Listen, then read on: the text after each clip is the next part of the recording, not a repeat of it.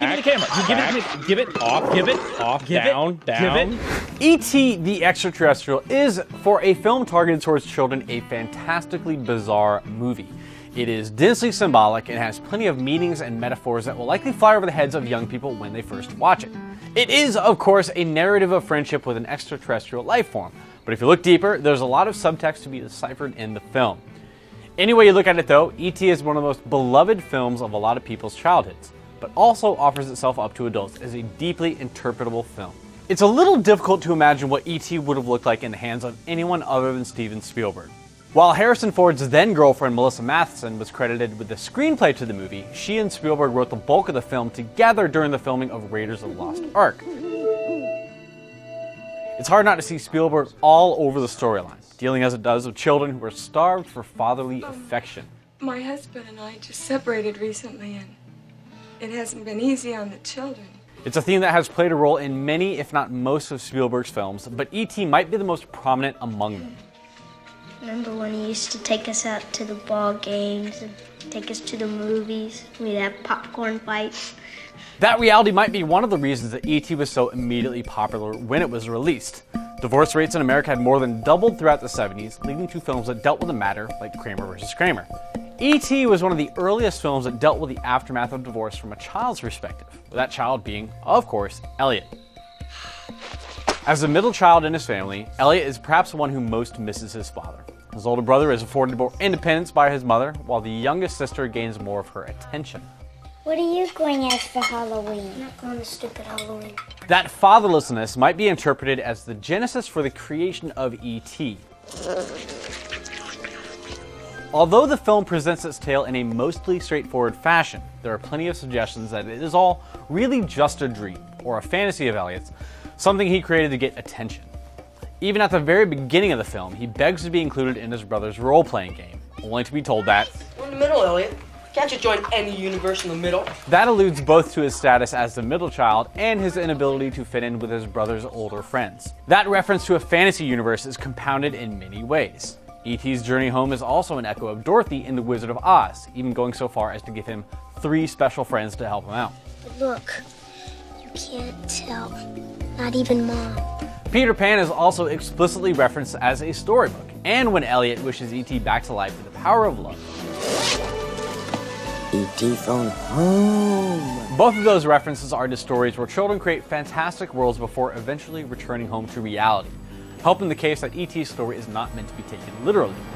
As with the best childhood fantasies though, Elliot is thoroughly convinced of its literalness. The dreamlike nature of the film is also heavily emphasized, as early on when Elliot is washing the dishes and a veritable cloud of steam comes over him. We're looking at him through a window as the camera pulls back, and then we cut to him lying asleep in his very set-like yard. Exteriors in films can be filmed on location if a filmmaker wishes to emphasize the reality of a scene, but Spielberg seems to go to lengths to obscure any telling background details here, which makes the scene seem to take place on an Oz-like soundstage, which makes what occurs all the more dreamlike. Sleep also overtakes characters at odd times elsewhere in the film, as when Elliot is overcome with tiredness after interacting with E.T. for the first time, or when the film cuts away from a moment of tension as E.T. lays on his deathbed to show Elliot brothers falling asleep and then waking up an undetermined time later to witness E.T.'s flower dying. That flower somehow manages to migrate downstairs later to be a witness to E.T.'s resurrection. If the early portions of the film are dreamlike, then Spielberg manages to imbue the latter third with a nightmarish sheen, especially when the government agents come to the house for the first time. There's some obvious nods to zombie films and war films in this little sequence, perhaps emphasizing the world of the adult which Elliot is just starting to inhabit. Speaking of adulthood, that is also a notion that the film grapples with. Most famously, every adult in the film aside from Elliot's mother is shown as a faceless body for the first 2/3 of the film, a personality-less authority figure. Even his mother seems to be incapable of seeing E.T., as in the kitchen scene where she just narrowly misses stumbling across him multiple times.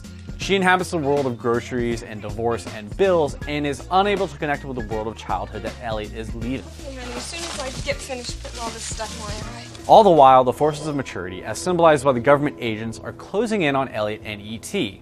Both of them grow more and more ill as the adults close in on their little secret, with E.T.'s death only occurring shortly after the government finally captures the pair of them. How's this child doing? Unhook him, give it over. The adults here are intentionally represented as unfeeling and cold, the scientific jargon about the corpse of E.T. being their substitute for Elliot's emotional attachment to him. He received intravenous lidocaine, intravenous epinephrine, a lidocaine drip, 2.7% sodium chloride solution. What's more, Peter Coyote's character, nicknamed Keys in the script, would seem to be a stand-in for Elliot's father. He's the first adult male to get any significant speaking time. He acts very paternally towards Elliot, and he has what seems to be an intimate conversation with his mother. His entrance to the household is the final act that spurs the death of E.T. He and E.T. can't coexist in Elliot's life, though. E.T. only comes back to life after Keys leaves the scene, and E.T. has to escape back to the stars before Elliot can enter the world of adulthood.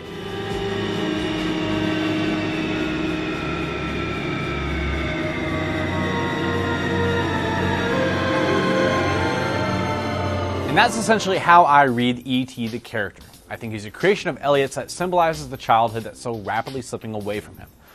Obviously, E.T. is a contracted form of Elliot's own name. But beyond that, the film goes to pains to show the pair as essentially being the same person. Despite great distances, they seem to have a psychic connection, especially in the famous frog dissection scene.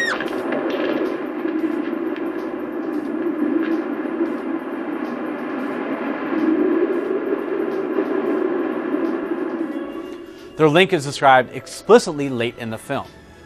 E.T. is a part of Elliot, a specific part of him, representing the childlike innocence that he fears he's leaving behind.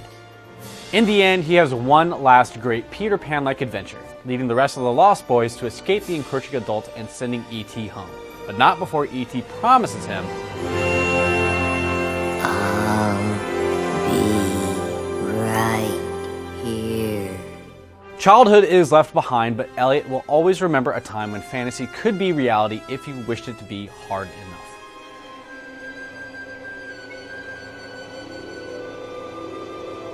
That is, at any rate, my interpretation of E.T., but the wonderful achievement of Spielberg is that the film can be interpreted in many different ways. If you haven't watched it recently, it still holds up as either a literal tale of an alien stranded on Earth, but it goes far beyond that into a cornucopia of metaphor. So take another look at it, let us know what your interpretation of it is in the comments below, and we'll see you again here soon on Screened.com.